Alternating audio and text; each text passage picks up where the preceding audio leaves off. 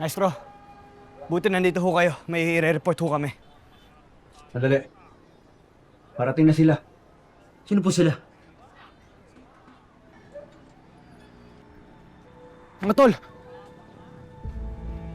Well, ba't ganyan mga itsura nyo? Kulot. Dagul. Ano nangyari kay Rendon? Pumunta kayo kay Larendon?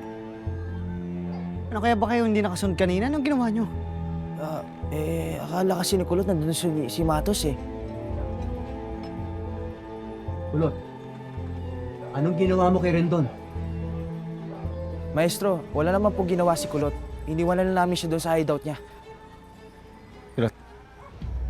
Ayos ka lang?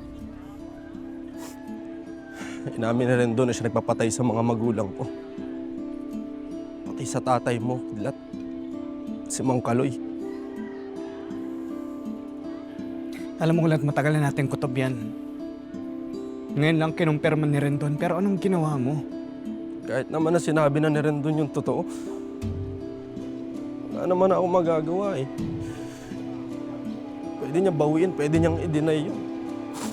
Wala, di ko pa rin bigyan ng hustisya yung mga magulang ko. Talunan pa rin yung pamilya ko dahil sa akin kasi wala akong kwentang anak. Mali ka, Kulot. Kasi napatunayan mo na hindi mo nakalimutan ang mabubuting asal tinuro sa'yo ng mga magulang mo.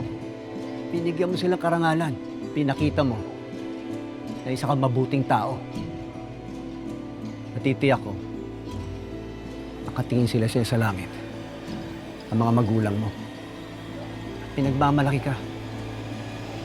Lalo na ako, Kulot.